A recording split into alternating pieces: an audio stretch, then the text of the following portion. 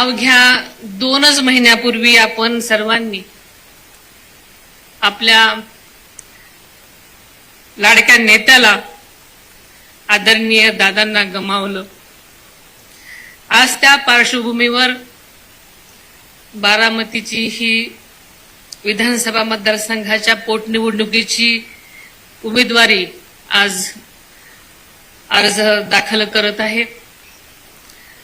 मला स्वप्नातही वाटलं नव्हतं की बारामतीत ही पोटनिवडणूक होईल।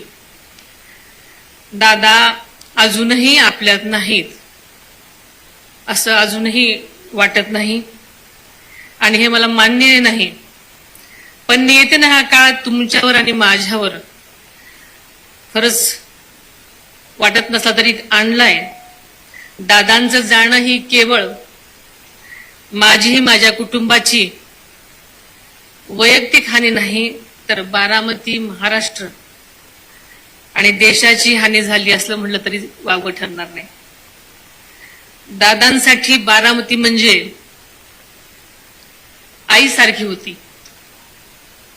बारामतीचा केवळ प्रत्येक कार्यकर्ता नाही, तर बारामतीचा प्रत्येक नागरिक हा दादासाठी खरा पांडुरंग होता। बारामतीकरांची सेवा म्हणजेच पांडुरंगाची सेवा, हाच दादांचा विश्वास आणि आधार होता। बारामती म्हणजे दादांचा श्वास होता, म्हणूनच त्यांचा अखेरचा श्वास देखील बारामतीच्या मातीतच विसावला। बारामतीतल्या प्रत्येक झाडात, फुलात, पानात, रस्त्यात, शाळेत, नदीच्या इमारतीत दादांचा स्पर्श आहे। त्या निर्जीव इमारती, ती न बोलणारी पानं आणि फुलं सुद्धा आज दादांच्या आठवणीने रडत आहेत।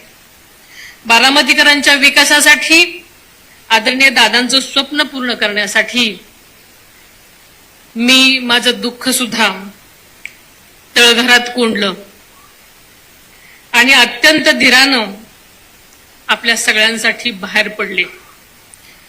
मात्र मला हा धीर तुम्हा बारामतीकडे बघूनच आला आहे। तुमचं प्रेम, तुमचा पाठिंबा, तुमची साथ हीच माझी शक्ती आहे, हे पहिल्यांदा मी नम्रपणे कबूल करते। गेल्या 35-36 वर्षामध्ये तुम्ही सगळ्यांनी आदरणीय अजितदादांना प्रचंड मताधिक्याने निवडून दिलेला आहे। दादांच्या तळमळीने प्रत्येक बारामतीकर आपणच उमेदवार आहोत या भावनेने दादांची निवडणूक नेहमीच हातात घेत असत आणि म्हणूनच दादांनी वेळोवेळी प्रत्येक वेळी स्वतःच्याच मताधिक्याचे विक्रम मोडीत काढलेले आपण सगळ्यांनी पाहिलेले आहेत। तुमच्या मताचा बोजा माझ्यावर आहे म्हणून मी 24 तास काम करतो असं दादा नेहमीच म्हणायचे। आदरणीय दादांच्या माघारी ही पहिलीच निवडणूक आहे, त्यामुळे ही केवळ निवडणूक नाही, तर आदरणीय दादांना श्रद्धांजली अर्पण करण्याची प्रत्येक बारामतीकराला खरं संधी आहे। आदरणीय पवार साहेबांनी या बारामतीला विकासाचा दृष्टिकोन दिला। दादांनी त्यावर आपल्या कष्टानं रंग भरले, कोंदण भरलं, हे बारामतीला फुलवलं, जगवलं आणि जागतिक दर्जाकडे नेलं। आपल्या बारामतीची प्रतिष्ठा जराही कमी होऊ देणार नाही, हे बारामतीकरांना मी यापुढेही वचन देते। बारामती तालुका हा जगातील सर्वात विकसित, सर्वात प्रगत तालुका बनवणं हे दादांचं स्वप्न नव्हतं, ही दादांची जिद्द होती, एक ध्यास होता। दादांना बारामती एक जागतिक दर्जाचं शहर बनवायचं होतं। हे स्वप्न पूर्ण होण्याच्या उंबरठ्यावर असतानाच नियतीने त्यांना आपल्यातून नेलं। आदरणीय दादा म्हणजे केवळ एक व्यक्ती नव्हते, तो एक विचार होते, एक व्यवस्था होते, लोककल्याणकारी, लोककल्याणाची खरीखुरी तळमळ होते। जोपर्यंत जीवात जीव आहे तोपर्यंत बारामतीकरांची सेवा करतच राहीन हे शब्द त्यांनी खरे केले आणि अगदी शेवटच्या श्वासापर्यंत. दादांची जागा कोणीच घेऊ शकत नाही हे तरी बार सत्य आपल्या सगळ्यांना माहिती आहे. पण त्यांच्या विकासाच्या विचारांना पुढे नेण्याचा निर्धार मात्र मी केला आहे. दादा शब्दाला जागणारे होते.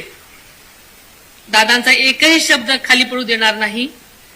दादांना साक्षी ठेवूनच मी तुम्हाला हेही वचन देते. माझ्यासाठी केवळ पार्थ आणि जय हेच माझं कुटुंब नाही हे मी पहिल्यांदाही म्हटले होते. तर संपूर्ण बारामती हा माझा परिवार आहे. प्रत्येक बारामतीकर माझ्या कुटुंबाचा सदस्य आहे. या कुटुंबाच्या विकासासाठी मी आयुष्यभर झटत राहीन हा शब्द माझाही आहे. दादाच्या अचानक जाण्यानं अनेक कार्यकर्त्यांचं मनोबल खचलं. पण काळजी करू नका, एकही कार्यकर्त्याला वाऱ्यावर सोडणार नाही. दादांचा जनता दरबार यापुढे हे तसाच सुरू राहील. लोकांची कामं होणं हीच दादांची खरी श्रद्धांजली आहे. दादांच्या जाण्यानंतर बारामतीमध्ये अत्यंत अस्वस्थतेचं वातावरण होतं. अनेक जणांनी अशा भावना अजूनही अशाच भावना आहेत. व्यापारी, शेतकरी, उद्योजक, तरुण, महिला सगळेच हवालदिल झालेले होते आणि ते स्वाभाविक सुद्धा आहे. मात्र मी आज ठामपणे सांगते, बारामतीचा विकास पूर्वीसारखाच वेगानेही सुरू राहील. बाजारपेठेतील उलाढाल पुन्हा गतिमान होण्यासाठी, नवीन प्रकल्प आणि गुंतवणूक बारामतीत येण्यासाठी मी योग्य त्या पातळीवर लक्ष देईन. कृषी, दुग्ध व्यवसाय, उद्योग, रिअल इस्टेट सर्व क्षेत्रांना नक्कीच यापुढे चालना मिळेल. आपल्याला सगळ्यांना माहित आहे की दादांचा प्रशासनावर आदरयुक्त दरारा होता. त्यामुळं शासकीय कामं नेहमीच वेळेवर व्हायची. ती शिस्त यापुढेही कायम राहील.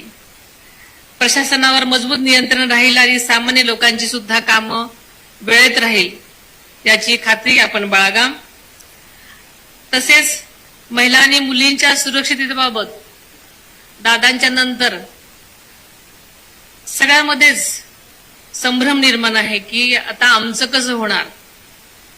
पण दादा असताना सुरक्षतेबाबत बारामतीची जी ओळख निर्माण झाली होती ती तशीच कायम राहील याची आपण सगळ्यांनी खात्री बाळगा. शहरामध्ये गुंडगिरी, खंडणीखोर, बेकायदेशीर प्रकारांना बिलकुल थारा मिळणार नाही.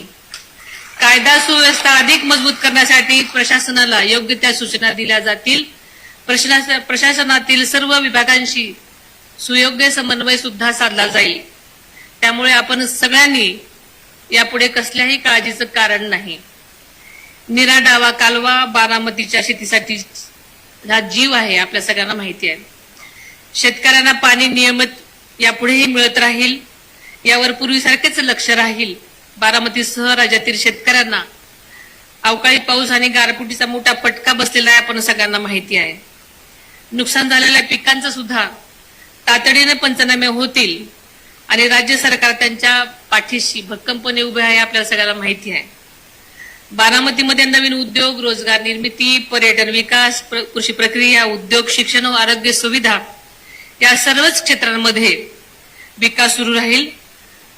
आता विकास थांबणार नाही आणि ही जी सगळ्यांच्या मनामध्ये धाकधूक होती त्यासाठी सगळ्यांनी खात्री बाळगा.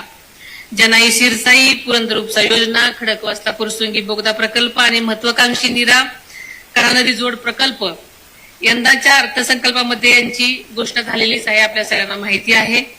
सुपे परिसरातून जिरायत भागाचा शिक्का पुसण्यासाठी दादाने जे काम सुरू केलेलं होतं ते पूर्ण करण्यासाठी निवडणुकीनंतर तातडीने या कामाला सुद्धा गती देण्यामध्ये येईल.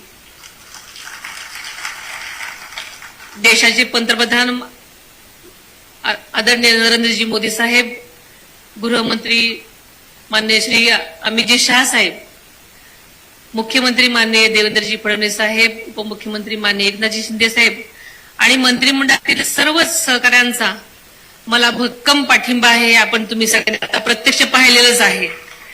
त्यामुळे कोणत्याही विकास कामाची गती व गुणवत्ता यापुढे कमी होऊ देणार नाही हे आपल्याला आश्वासन देते. शिवशाहू फुले आंबेडकरांची विचारधारा ही महाराष्ट्राची ओळख आहे. आदरणीय पवार साहेब आणि दादा यांच्या प्रगतिशील विचारांचा वारसा सांभाळत मी उर्वरित आयुष्य सतत काम करत राहीन. माझ्या लग्नापूर्वीपासूनच मला सामाजिक कार्याचा वारसा जरी लाभला असला तरी 4 वेळा मुख्यमंत्री राहिलेल्या आदरणीय पवार साहेबांची सून म्हणून आणि 6 वेळा उपमुख्यमंत्री राहिलेल्या अजितदादांची पत्नी म्हणून मी गेल्या 40 वर्षात पवार परिवाराची काळजी घेतलेली आहे. आता बारामतीसह राज्याच्या जनतेची सुद्धा काळजी घेण्याची शक्ती मला मिळावी अशी ईश्वराकडे प्रार्थना करते. या निवडणुकीत उमेदवार म्हणून उभे न करण्याचा निर्णय घेतलेल्या सर्व राजकीय पक्षांच्या नेत्यांचं मी मनापासून आभार मानते. त्यामध्ये आदरणीय पवार साहेब, सुप्रियाताई, उद्धवजी ठाकरे साहेब, रामदासजी आठवले साहेब, जानकर साहेब त्यांचे मी सर्वांचेच विशेष आभार मानते. आपले सर्व हितसंबंध बाजूला सारून या दुःखाच्या क्षणी आपण सर्वांनीच पाठिंबा दिल्याबद्दल मी सर्वांचीच मनापासून आभारी आहे. माझ्या उमेदवारी अर्ज भरण्यासाठी प्रेमाने उपस्थित असलेल्या तमाम बारामतीकरांचे, राष्ट्रवादी काँग्रेस पक्षाच्या सर्वच महायुतीतल्या आणि तसेच भाजपच्या, शिवसेनेच्या तसेच मित्रपक्षांच्या सर्वच पदाधिकारी आणि कार्यकर्त्यांचे सुद्धा मी मनापासून, हृदयापासून आभार मानते. ही लोकशाही आहे, त्यामुळे प्रत्येकाच्या मताचा मी आदर करते. मला खात्री आहे जरी ही निवडणूक झाली तरी तुम्ही सर्वजण माझ्या पाठीशी ठामपणे उभे राहाल. तुम्ही माझ्यावर दाखवलेला विश्वास कधीही पोल ठरू देणार नाही. बारामती माझ्यासाठी केवळ एक मतदारसंघ नाही, म्हणजेच बारामती दादांचं स्वप्न आहे. बारामती म्हणजे आपला विश्वास आहे. बारामती म्हणजे माझ्या आयुष्याची ओळख आहे आणि बारामतीचा विकास हाच यापुढे माझा ध्यास आहे. दादा गेले पण त्यांनी जे पेरलं ते या मातीत खोल रुजलेलं आहे. त्या बीजातून उगवणारं विकासाचं झाड आपण सर्वांनी मिळून जगवायचं आहे, वाढवायचं आहे. बारामतीच्या आणि राज्याच्या विकासासाठी मी नेहमीच कटिबद्ध असेन. आता ही निवडणूक खरी तर माझी नसून ही निवडणूक बारामतीकरांची आहे आणि बारामतीकरांचं दादांवर किती प्रेम आहे हे मी जास्त सांगायला नको. त्यामुळे ही सगळी निवडणूक बारामतीकरांनी आपल्या हातात घेतलेली आहे. त्यामुळे बारामतीकर नक्कीच त्या निवडणुकीमध्ये काय करायचं त्यांनी ठरवलेलं आहे. त्यामुळे नक्कीच तुम्ही मला जशी दादांना साथ देत आलेला आहात त्यापेक्षाही मला काकांभर जास्त साथ द्याल